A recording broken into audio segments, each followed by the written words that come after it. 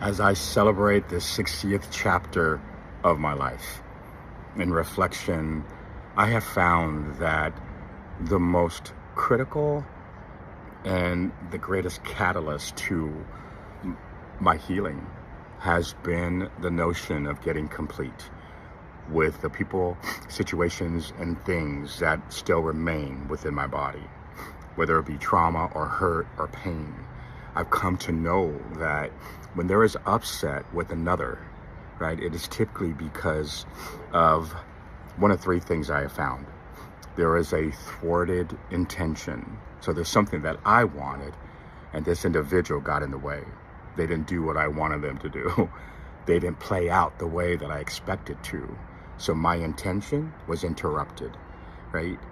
And then there's the broken expectations, right? Or those that have fallen short of what I had put. And in those expectations, they fell short. And I just realized that, man, like, especially with a relationship where an individual had become like my favorite person in the entire world. And then they became a life lesson. Why? Is because of the third one, which was unexpressed communication. You see, because when you realize that you're a people pleaser and you have codependency tendencies and you don't want to, upset the cart or like rock the boat or do anything that would put you in jeopardy of being left, not seen, valued, liked, loved, then there's a compromise. So now the question comes back to me. What part of me allowed the lying, the betrayal, and all the things that I've made a list about where I was wronged?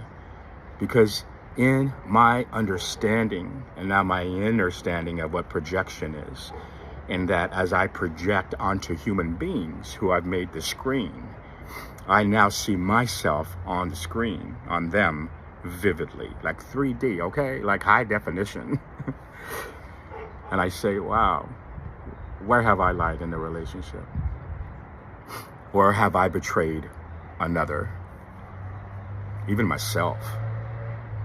And where have I kept those expectations so high that God never created a human that would meet every freaking expectation because that's what I needed, with the lie that that's what would make me whole? Take off the mask, face the truth, and then open up to love. And I'm not talking about this type of love and the love with the rainbows and the unicorns. That's all a part of it all. But the love that stays with you in the midst of your messiness, in the midst of the greatest human unraveling ever through the dark night of the soul. And then you'll understand that it was necessary in order for you to reach the promised land, which is a return to exactly who you are meant to be, and whose you are. Right in here. Love to you all.